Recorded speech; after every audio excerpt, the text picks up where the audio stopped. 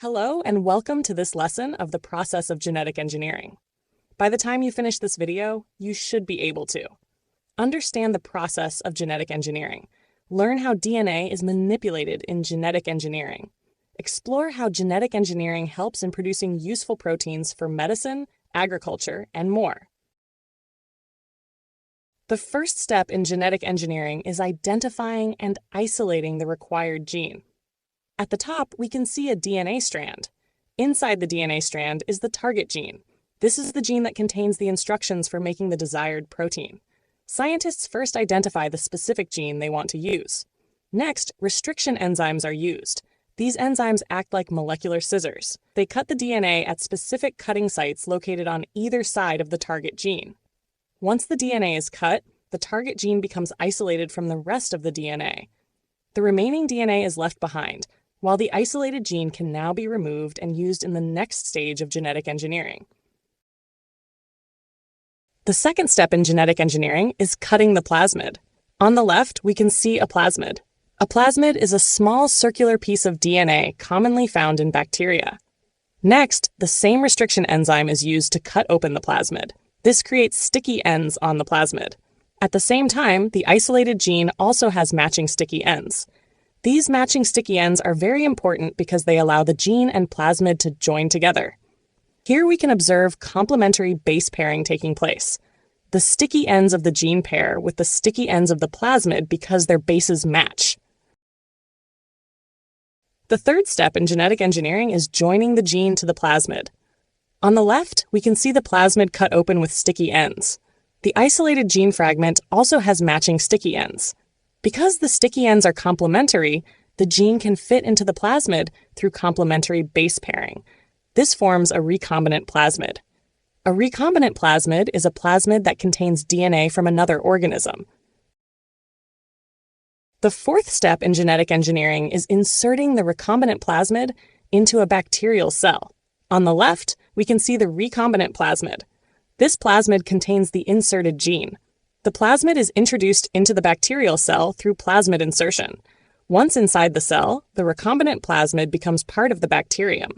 The inserted gene can now be read and used by the bacterial cell. As the bacteria grow and reproduce, they copy the recombinant plasmid and the inserted gene. This creates genetically modified bacteria that can produce the desired protein. Finally, the genetically modified bacteria are placed in a fermenter, where conditions such as temperature, nutrients, and oxygen levels are carefully controlled. In this environment, the bacteria reproduce rapidly, producing large amounts of the desired protein. Let's dive into some exam-style practice question. You can pause the video and try it yourself. For the first question, why is the same restriction enzyme used to cut the gene and the plasmid?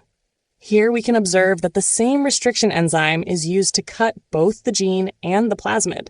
The restriction enzyme cuts the DNA at specific cutting sites. This produces matching sticky ends on both the gene and the plasmid.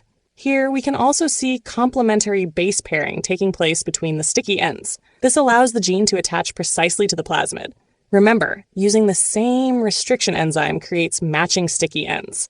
For our final answer, the same restriction enzyme is used to cut both the gene and the plasmid so that matching sticky ends are produced. These sticky ends are complementary, allowing the gene to attach precisely to the plasmid through base pairing. For the second question, what is the role of DNA ligase in genetic engineering? Here we can see DNA ligase joining the sticky ends of the gene and the plasmid. The sticky ends first join together through complementary base pairing. DNA ligase then seals the DNA backbone. This permanently joins the gene to the plasmid, forming recombinant DNA. Remember, DNA ligase permanently joins the inserted gene to the plasmid during genetic engineering.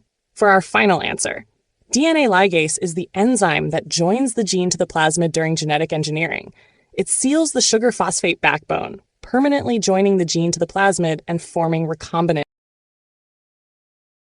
For the third question, why are genetically engineered bacteria grown in fermenters? Here we can observe genetically engineered bacteria growing inside a fermenter. The fermenter provides controlled conditions for rapid bacterial growth. Here we can see that temperature, oxygen levels, and nutrients are carefully controlled inside the fermenter. As the bacteria reproduce, they copy the plasmid containing the inserted gene. The bacteria then produce large amounts of the desired protein. Remember, as bacteria multiply, they produce large amounts of useful proteins such as insulin. For our final answer, genetically engineered bacteria are grown in fermenters to allow rapid reproduction under controlled conditions. The fermenter regulates temperature, nutrients, oxygen levels, and pH to provide the ideal environment for growth. As the bacteria multiply, they copy the plasmid and produce large amounts of the desired protein.